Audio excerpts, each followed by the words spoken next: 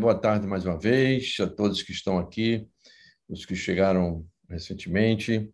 Eu queria saudar a todos em nome do Confis.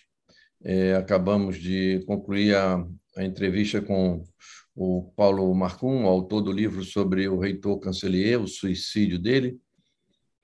Alguns dizem que foi assassinato, como o professor Janine, presidente da SPPC, e estamos diante agora de uma outra mesa que trata do enfrentamento que o Confis teve que fazer com algumas pessoas do controle que abusaram da sua autoridade frente às fundações de apoio.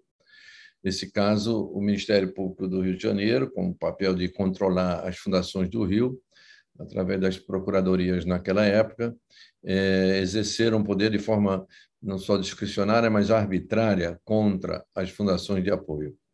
Não restou outra alternativa, depois de uma reflexão muito grande com todos os dirigentes das fundações envolvidas, não restou outra alternativa senão sair da posição de defesa para atacar no bom sentido, ou seja, de enfrentar e demover, demolir ou substituir a tese deles que a gente estava errado e provar que eles estavam errados. Então, para fazer isso, precisava de muita perícia e jurídica para desenhar essa peça jurídica chamada Pedido de Providências, e quem nos acorreu para fazer isso, quem fez isso foi o nosso Rafael Marinelli, que é advogado da Fundação Coptec, também do Confis, que se dispôs a escrever essa peça e depois acompanhar conosco durante todo o período de negociação, até a conclusão que ele vai dizer também do episódio aí. Mas foi uma luta vitoriosa e eu queria compartilhar com o Confis, já que essa luta estava presente em várias pautas, em vários eventos nossos dos anos anteriores. Então, com a palavra, o nosso colaborador Rafael Marinelli, que vai relatar sobre esse pedido de providências. Obrigado, Fernando. Eu quero agradecer a oportunidade, mais uma vez, de participar do evento. Quero saudar os meus colegas, pelo menos por aqui, a gente está fazendo esse encontro remoto. Eu quero agradecer, eu vejo aqui o nome de alguns dos nossos colegas, o André, a Luíse, e eu quero um grande abraço, mesmo de longe aqui do Rio de Janeiro, quero deixar um grande abraço a todos. Bom, essa discussão sobre esse pedido, na verdade, foi uma epopeia, né? Foi cercado de emoção, razão e medo também, porque nós estávamos diante de uma situação, vamos chamar assim, nova, com relação a quem a gente estava enfrentando, o fato em si que a gente estava lutando, que a gente entendia ser nosso direito, e muita gente desestimulava a gente, dizia que não, mas graças à sua força, eu tenho que dizer aqui, e o apoio dos outros diretores, presidentes das fundações do Rio de Janeiro, nós conseguimos avançar. Então, isso começou, é uma história que não começa agora, nem no ano passado, é uma história de décadas de apreensão e acompanhamento do que nós chamamos de velamento das fundações de apoio, especificamente no caso nosso aqui do Rio de Janeiro. Então, o que ocorria era o Ministério Público do Rio de Janeiro tinha problemas em velar. Primeiro, porque a quantidade de fundações que estão a cargo da equipe do Ministério Público para fazer essa gestão é muito grande, pelo número de profissionais que eles possuem, né? E isso acarreta vários problemas que, ao longo dos anos, ele foi sendo gerido de uma forma, vamos chamar assim, conveniente para todo mundo. Até que chegou um certo momento, eles começaram a ser cobrados para brincar. Vocês precisam dar conta disso. Tem muita coisa represada que vocês precisam definir o que vai ser. E isso, consequentemente, se tratava das nossas prestações de contas. Então, existem casos de prestações de contas que estavam entregues há 10 anos e não tinham uma decisão. Então, isso foi... E, a partir desse momento que o Ministério Público cobrou isso dos seus promotores, começou a vir uma avalanche de prestações de contas desaprovadas. Então, a gente teve nós tentamos, de várias formas, tentar resolver ou administrar isso do ponto de vista político, né? O Fernando, eu, tivemos várias reuniões tentando explicar o que era, o que a gente fazia, o que a gente entendia que deveria ser feito para a gente minimizar os problemas, mas a gente não era tão ouvido assim, porque no universo de 300 fundações do Estado do Rio de Janeiro, fundações de apoio existem 6 no máximo. Então, o nosso universo é ainda menor ainda. Então, a gente tentava dizer e mostrar para eles o que a gente fazia, né? O que a gente era diferente dos outros. Só que a gente nunca conseguia, a gente falava e a gente não conseguia ter retorno, até que vieram as desaprovações em massa de prestações de contas. Vinham 3, 4 desaprovações, isso começou a trazer um transtorno imenso, uma apreensão. Por quê? Porque a partir do momento que a fundação tem as prestações de contas desaprovadas, acontecem 2 fatores, que você acaba não podendo contratar e o Ministério Público não pode emitir uma certidão de regularidade da sua fundação de apoio porque tem conta desaprovada, ou seja, você acaba esterilizando e paralisando as atividades da fundação e, consequentemente, você mata. Então, diante dessa situação de vida ou morte, nós tentamos, o Fernando tentou, na época, um procurador-geral, e a gente não via uma solução, estava tudo muito nebuloso e o tempo passando e a corda no pescoço, até que surgiu a ideia, vamos a Brasília. Então mas como assim? Contra quem? Vamos a Brasília contra os promotores no Conselho Nacional do Ministério Público. Então na verdade, assim, a ousadia foi ousado, mas era o remédio que a gente tinha nas mãos para poder salvar as fundações. É salvar mesmo, não estou usando o adjetivo dramático, não, porque nós que convivemos nessa situação aqui, as fundações aqui do Rio de Janeiro, a gente sabe muito bem do que é isso, era salvar mesmo. Então, com o apoio do Fernando, eu comecei a estudar isso, como fazer isso. E aí eu encontrei o pedido de providências junto ao Conselho Nacional do Ministério Público, pedindo que, dentre outras coisas, explicando as situações que se ia matar as fundações, problemas das prestações de contas, entendeu? A gente não tinha um grau de recurso, promotores, por exemplo, decidiam em ponto, não existia um duplo grau de recurso para recorrer das decisões, e a gente apresentando esses documentos, nós chegamos até Brasília, uma epopeia também, muitas viagens, e numa dessas viagens, na primeira audiência que nós tivemos com o promotor, eu e o Fernando saímos de lá, e no avião a gente teve a grata surpresa que tinha saído uma liminar ao nosso favor. Você imagina, a gente, numa situação dessa, a gente consegue uma liminar logo de cara, assim. Então, foi uma surpresa, uma alegria muito grande, porque eu falei assim, olha, o que a gente diz, a gente entende que o nosso direito é um direito justo, é um direito correto. E nos deu mais força ainda para a gente continuar. E, a partir desse momento, nós tivemos muitos apoios das nossas apoiadas, nós tivemos apoio de muita gente que trabalha com fundações, mas não de apoio, que entendiam, que passavam pelas mesmas agruras que a gente e começou a nos dar força e fazer com que a gente cada vez tivesse certeza do que a gente estava fazendo era certo, que a gente não queria afrontar ninguém, a nossa intenção não era um ego dizer que eu estava certo e você errado e querer fazer nada contra a pessoa de ninguém. A gente só entendia que a gente precisava sobreviver e essa era a única forma de fazer isso. Então, foi um quebra-cabeça que a gente começou a montar desde então, que foi muito bem sucedido em todos os sentidos. Deus ajuda, eu acredito muito nisso. Existe uma providência divina nesses casos que a gente não consegue explicar, mas que acontece. E, unido a isso tudo, a força de vontade, o apoio de todo mundo, nós começamos a caminhar nisso. Tivemos vários recursos negados contra o Ministério Público.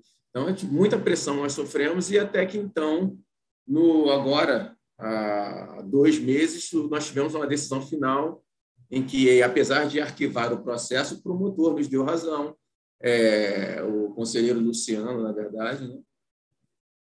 Nos deu razão no sentido de que isso não podia continuar, que o Ministério Público deveria ter uma atitude mais, né, nem benevolente, uma atitude justa com relação ao que se considera um velamento, que é, na verdade, uma das mazelas da nossa legislação. O que é velar? Então, isso surge a partir disso. Muita gente, várias interpretações do que seria velar. Velar é educar, velar é você dirigir, velar é você proteger, ou velar é única, exclusivamente fiscalizar e punir. Então, essa discussão foi em cima do que é velar. Então, nós conseguimos abrir os olhos de muita gente que trabalhava com isso, não só no Rio de Janeiro, mas essa discussão se ampliou de uma forma nacional. Inclusive, o Conselho Nacional do Ministério Público está avocando para si vamos chamar assim, uma regulamentação nacional, não, uma orientação nacional para que auxilie nessa relação entre velador e velado, entendeu? Então, isso foi muito importante, porque nós, como se a gente tivesse furado uma bolha, e, na verdade, isso auxiliou até o Ministério Público, porque a gente também tem que entender o lado deles. Isso trouxe à tona o problema que eles enfrentavam. Falta de infraestrutura, falta de pessoal, e isso vai se acumulando e chega no ponto que nós chegamos. Então, essa foi uma peça, foi algo novo, né, que a gente, na época, achou que fosse uma loucura, mas foi uma loucura bem sucedida, e que, a partir de agora, a gente já começa a colher os frutos, porque nós conseguimos tocar, vamos dizer, usar essa palavra, tocar os nossos veladores, né? Hoje em dia, a gente tem um alcance muito bom, uma conversa muito boa com os promotores do Rio de Janeiro. Nós conseguimos avançar em muitas coisas. As próprias fundações, porque nessa maluquice toda, a gente tem nossas falhas, nossos problemas também. Isso ajudou muito, ficou muito mais transparente essa relação. E foi bom para todo mundo. Nós conseguimos evoluir muito e acredito que as promotorias também já estão evoluindo e evoluíram muito. Então, a gente conseguiu trazer luz para um quarto escuro e que era cômodo para todo mundo ficar onde estava, entendeu? Até que algum dia alguém resolveu mexer, acender a luz e viu que tinha muito problema. Então, isso para a gente foi uma vitória gigante, a gente espera, e com certeza vai fazer com que isso reverbere para os outros lugares do nosso país, para que facilite essa relação. Seja uma relação transparente, seja uma relação que dê segurança jurídica aos gestores e dê conforto ao Ministério Público para que ela possa analisar as fundações, principalmente as de apoio, que é esse universo que a gente trata aqui, de uma forma mais consciente, de saber o que a gente faz, o que a gente se propõe a fazer. Então, no final das contas, foi um projeto, vamos chamar assim, audacioso e bem sucedido do ponto de vista da nossa sobrevivência. Hoje em dia, a gente consegue trabalhar com mais tranquilidade, saber o que a gente precisa fazer para evoluir e alcançar expectativas que a sociedade espera da gente, como controlado, o que o Ministério Público espera da gente, que a gente possa cumprir o nosso papel de uma forma mais tranquila. E eu quero me pôr à disposição dos outros colegas de fundações que estejam eventualmente enfrentando um problema parecido com esse, para poder ajudar no que for possível. Então, eu acho que eu tinha que falar, porque esse processo é um processo que veio e volta, teve muitos recursos, então eu não vou me ater a essas tecnicidades que ficaria muito maçante. Então, eu só queria, a mensagem final que eu quero dizer é que a gente precisa confiar no que a gente faz, lutar pelos nossos direitos, de forma que a gente consiga andar de cabeça erguida sem ter vergonha daquilo que a gente faz, ou medo, porque às vezes o medo nos paralisa. A gente tem que acreditar no que nós fazemos e na nossa probidade. E com isso ninguém segura a gente consegue chegar onde a gente nunca imaginou. Principalmente esse caso é um caso clássico, eu acho que para o Confis, nós tivemos outras batalhas no STF, tal, mas essa especificamente, eu acho que foi a maior vitória que o Confis conseguiu nesses últimos anos de embate, principalmente por a gente estar travando uma batalha com um órgão de controle, vamos chamar assim, que estava amassando a gente. Então, nós saímos fortes, vitoriosos, como nunca, e respeitados. Respeitados, isso é o mais importante de tudo. E eu quero agradecer a FAC, a FEC, a FUSB, a Copetec pela confiança que vocês nos deram nessa caminhada e o apoio também. E ao Fernando, eu dispenso adjetivos para agradecer e parabenizá-lo pelo feito, porque sem ele, ele foi o principal, foi o motor dessa investida. E eu me ponho à disposição de vocês para qualquer coisa. Fernando, se quiser falar alguma coisa.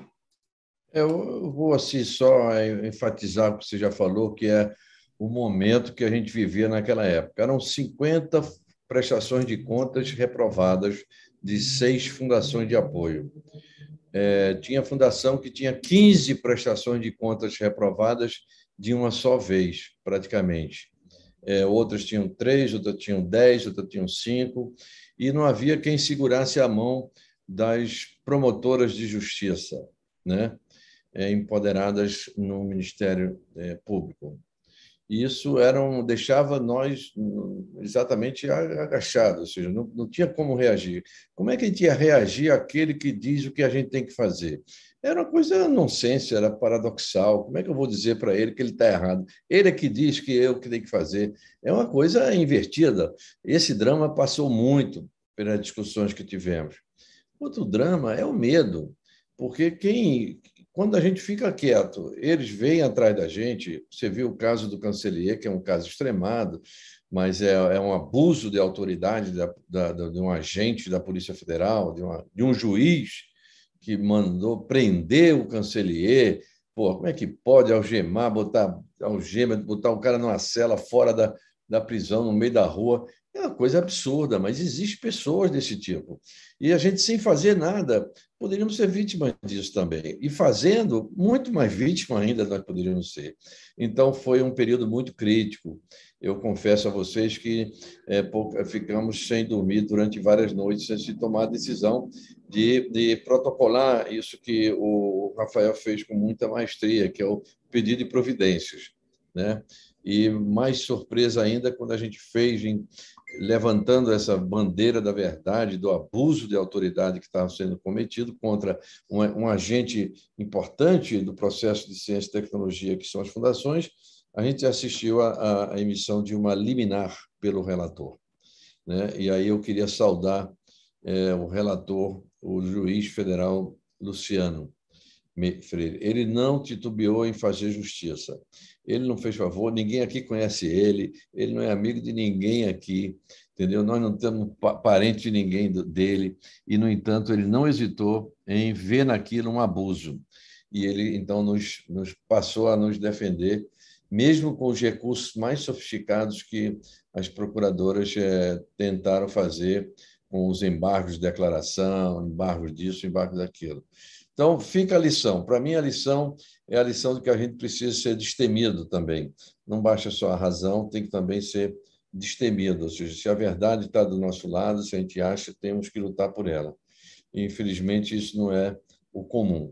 E marcamos uma página da história, não tenha dúvida, o Rafael tem razão, isso é semelhante ou talvez superior ao evento do STF há uns 4, 5 anos, quando nós ganhamos a sentença do STF a favor dos cursos lato sensu e o pagamento deles e o recolhimento desse pagamento pelas fundações. Foi uma grande vitória naquela época, mas demandou muitos esforços também. Mas esse daqui eu acho que fomos mais ousados do que aquele. Aquele era simplesmente nos defender. Aqui a gente saía e apontar o dedo para quem estava nos coagindo.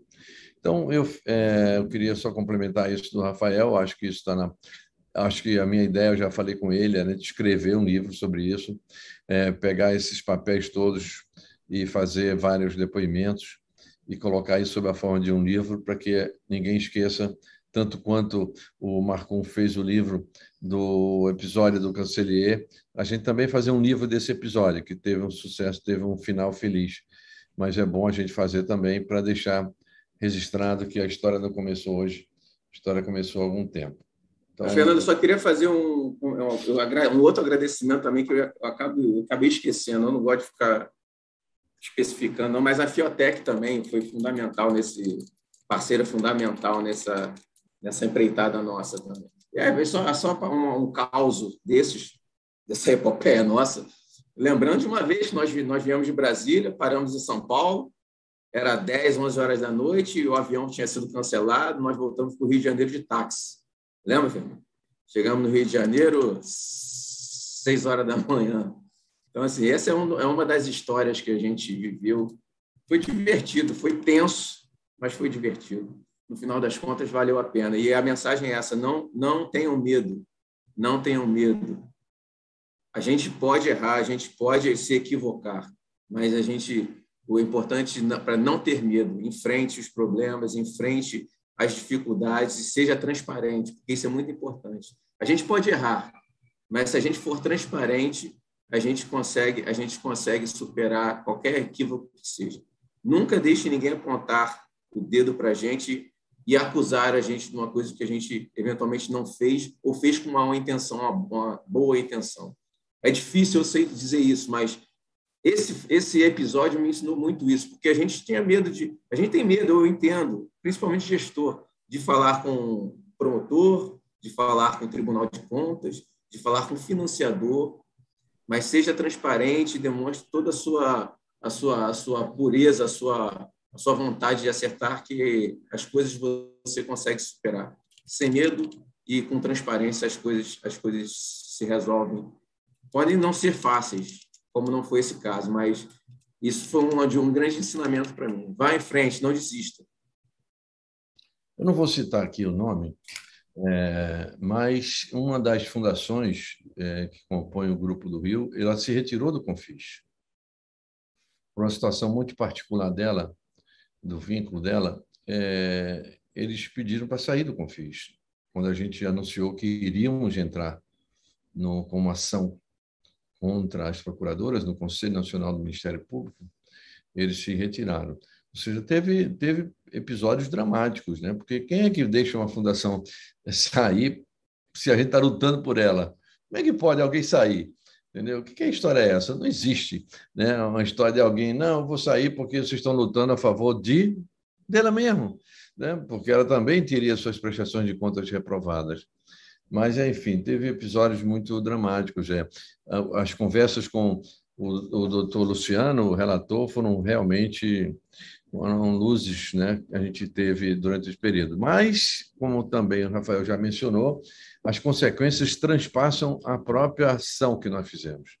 O relatório final do Luciano, do juiz federal relator do caso, é de que a gente tinha razão em tudo. Então, é um relatório que vai ficar para ser julgado e recorrido depois. Tudo bem, a gente vai aguentar. Se tiver de alguém recorrer, que recorra. As procuradoras já recorreram ao ministro Gilmar Mendes no STF, judicializaram esse negócio. E o ministro Gilmar Mendes, na primeira abordagem que fez, ainda muito preliminar, já deu sinais de que está do nosso lado, porque ninguém fica um ano sem analisar a prestação de contas, e ele nos deu razão em reclamar. Então, eu acho que por ali eles cometeram um erro de judicializar e por ali já levaram o primeiro aviso, que não vai ser bem aceito o recurso dela de que o Conselho Nacional do Ministério Público errou ao dar razão a nós, né? Só para citar, Fernando, só para pontuar uma coisa, para as pessoas terem noção do que a gente está dizendo aqui. Um dos pontos da decisão do Luciano, ele falou que as prestações de contas que estivessem desaprovadas com mais de 3 anos de análise, elas deveriam ser aprovadas. E todas as outras pendentes que estão há mais de 3 anos de análise também deveriam ser aprovadas. Imaginem você desfazer ou declarar uma decisão dessa frente a um promotor. Então, o peso dessa decisão, quando eu digo que é importante, que nos dá ânimo, ratifica aquilo que a gente faz, é muito importante, é muito forte. Então, não é o que ele escreveu ali, não é qualquer coisa, não é mesmo. Então, só isso que eu queria complementar.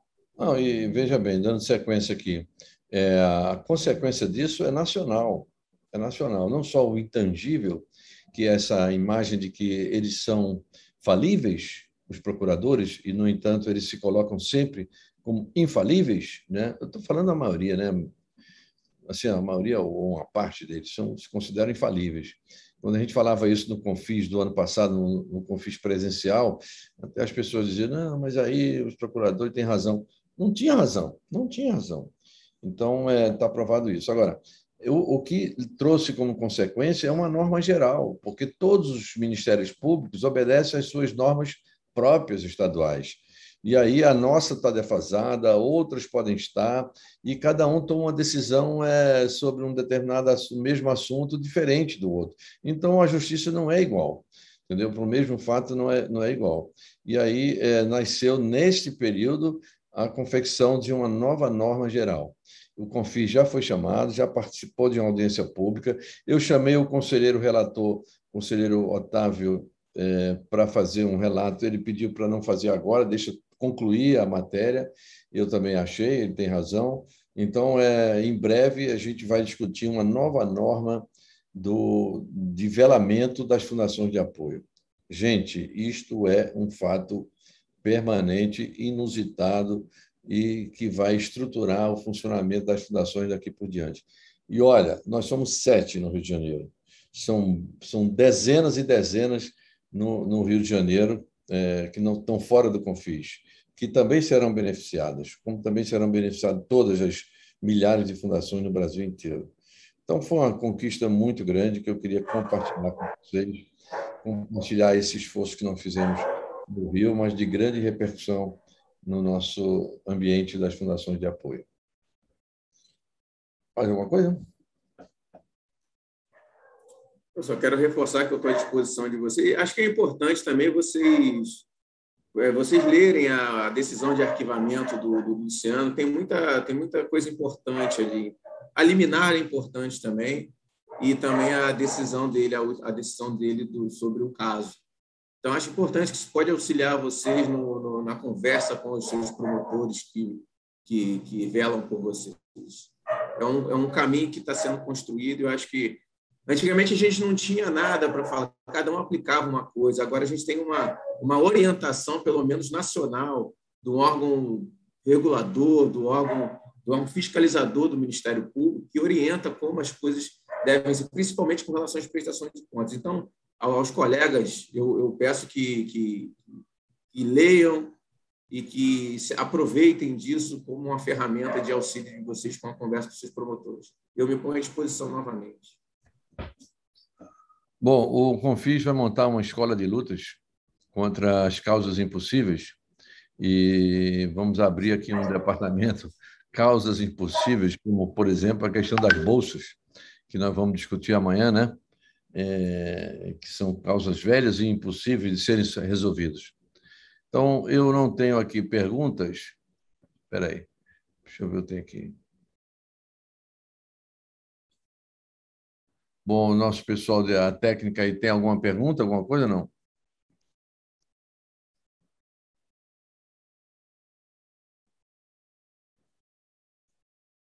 Uma pergunta que apareceu aqui pedindo esse documento. O Rafael, você disponibiliza depois o documento para, mais uma vez, o documento do Luciano, né? O termo de arquivamento. Eu vou disponibilizar tanto a liminar quanto o arquivamento no grupo do WhatsApp do Colégio de Procuradores. Quem não estiver no grupo do Colégio de Procuradores do WhatsApp, faz contato com a Solange ou com a organização do evento que eles farão contato comigo e eu repasso.